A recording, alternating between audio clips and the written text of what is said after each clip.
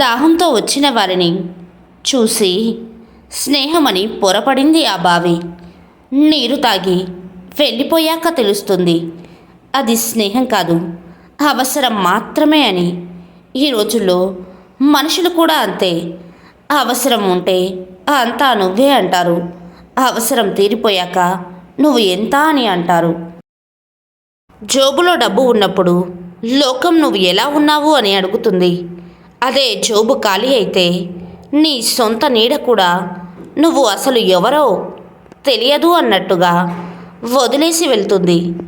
మనిషిని కాదు, అవసరాన్ని ప్రేమించే లోకం ఇది. సంపాదిస్తూ అయినా ఉండాలి, లేదా సంపాదించిందైనా ఉండాలి. అప్పుడే సొసైటీ నిన్ను ఒక మనిషిలా గుర్తిస్తుంది. నీ బలం ఎవరికీ తెలియకపోయినా పర్వాలేదు, హాయిగా బ్రతికేయొచ్చు. కానీ నీ బలహీనత మాత్రం ఎవరికీ తెలియనీయకూడదు. తెలిస్తే నిన్ను బ్రతకనియ్యరు. అద్దాల మెడలో ఉన్నవారు అబద్ధం చెప్పినా నిజమే అనుకుంటారు.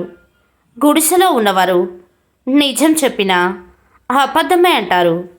ఈ సమాజం మనిషిని నమ్మదు, మనిషి వెనుక ఉన్న ఆస్తిని నమ్ముతుంది. నేస్తమా, తప్పు నీదైతే క్షమించమని అడగడానికి వెనకాడకు. ఒప్పు నీదైతే అనవసరంగా మూర్ఖులతో వాదించకు. నిజాన్ని కాపాడుకోవడానికి మరో నిజం అవసరం లేదు, కానీ అబద్ధాన్ని రక్షించుకోవడానికి 1000 అబద్ధాలు కూడా సరిపోవు. అబద్ధానికి ఆకలి ఎక్కువ.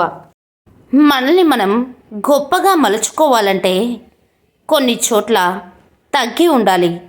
అలాగే కొన్ని అవమానాలను మనం తప్పు లేకుండా భరించాలి. అబద్ధాన్ని నమ్మడానికి ఎవరు ఆధారాలు అడగరు, కానీ నిజాన్ని నమ్మించాలంటే సాక్ష్యాలు అవసరం. విషయాన్ని ఎన్నిసార్లు వడబోసినా అమృతం అవ్వదు.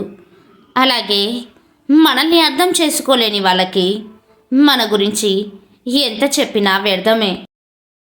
మన క్యారెక్టర్ గురించి ఒకరు వేలెత్తి చూపిస్తున్నారు అంటే వారికి నచ్చినట్లు మనం ఉండట్లేదు అని అర్థం.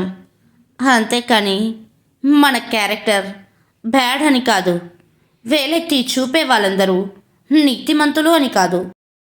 ఈ ప్రపంచంలో ఒక మానవునికి మాత్రమే ఉండే ప్రమాదకరమైన మానసిక రోగం ఓర్వలేనితనం. తనకు లేనిది ఉన్నవాళ్ళను చూసి ఏడ్చేవారికి ఎన్ని ఉన్నవారు నిత్య దరిద్రులే. మా వీడియోస్ మీకు నచ్చినట్లయితే లైక్ చేయండి, షేర్ చేయండి, సబ్స్క్రైబ్ చేయడం మర్చిపోవద్దు. Thank you for watching.